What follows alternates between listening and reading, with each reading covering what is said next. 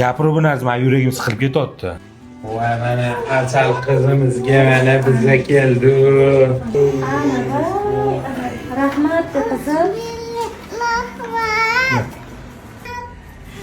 Hamma shikolatlaringiz olib keldi mana. Tezroq tuzalib keting, xo'p? Alhamdulillah.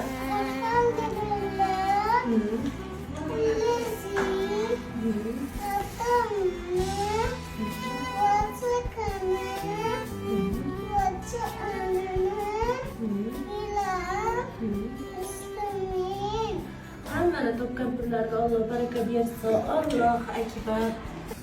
Bu o'tgan operatsiyamizni bitta ko'ringlar. Mana bu suyak toz tepaga chiqib ketgan, buni hozir tushirib, bronza qo'yishgan. Bu operatsiya bo'lgan. Yana xuddi shunaqa bo'lish kerak. Jasur aka, men bitta narsadan xursandman. Xalqimiz birlashib mana qizimizning birinchi operatsiyasini qilib bo'ldi mana.